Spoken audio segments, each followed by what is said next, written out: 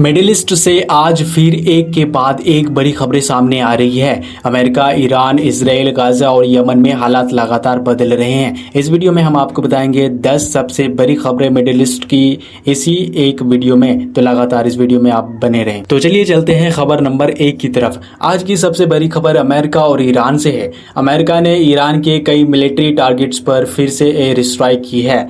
इसके जवाब में ईरान ने बहरीन और कुवैत में मौजूद अमेरिकन मिलिट्री बेसिस पर मिसाइल्स और ड्रोन्स हमले का दावा किया है।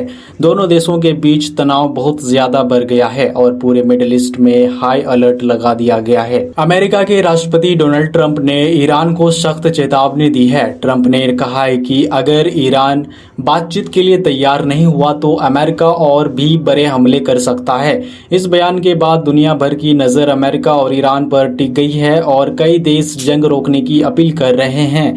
इसकी वजह तेल भी बताया जा रहा है, जो पूरी दुनिया में शॉर्टेज हो रही है और इसके कारण से बहुत सारी महंगाई भी हो रही है। स्ट्रेट ऑफ हॉर्मुज में तनाव अब भी बना हुआ है। ये दुनिया का सबसे जरूरी समुद्री रास्ता है जहां से बहुत सारा तेल दूसरे देशों तक पहुंचाता है। हमलों और मिलिट्री एक्टिविटी की वजह से जहाज़ों की आवाजाही प्रभावित हो रही है, जिसका असर तेल की कीमतों पर भी दिखाई हो रहा है। जैसा कि आपको पता होगा, भारत में तेल की किस तरह से तेजी से इसकी दाम ऊंचाइयों तक छू रही है। एक नई रिपोर्ट के मुताबिक ईरान अब रेड सी के बाबेल मंदब रूट पर भी दबाव बना सकता है। अगर ऐसा होता है तो एशिया और यूरोप के बीच सामान ले जाने वाले जहाज़ों के बड़ी परेशानी हो सकती है। एक्सपर्ट्स का कहना है कि इससे दुनिया भर के ट्रेड पर असर पड़ सकता है।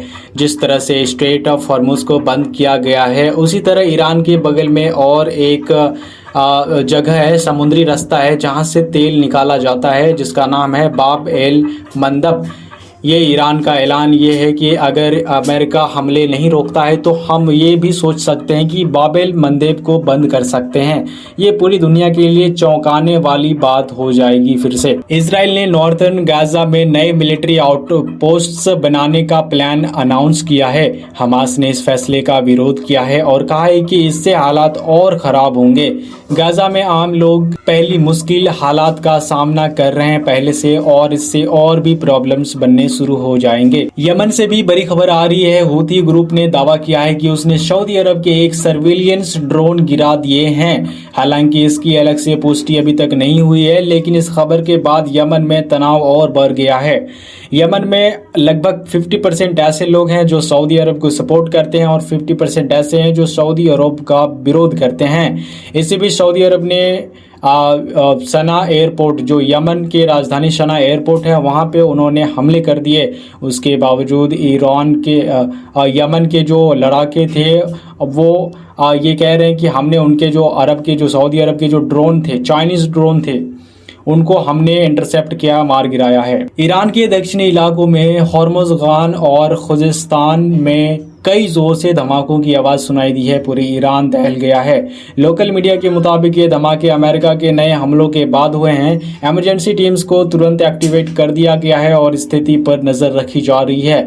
पूरे ईरान में इस वक्त कड़ी नजर रखी जा रही है, क्योंकि हमले ताबड़तोड़ अमेरिका की तरफ से ईरान में हो रहे हैं। मिडिल ईस्ट में बढ़ते तनाव के बीच भारत ने अपनी चिंता जाहिर की है। एक कमर्शियल शिप पर हमले में एक भारतीय सेलर की मौत के बाद इंडिया ने समुद्री सुरक्षा और शांति बनाए रखने की अपील की है पूरी दुनिया से। यमन में हूथी और सऊदी सपोर्ट वाली फोर्सेस के बीच फिर से हमले बढ़ने लगे हैं।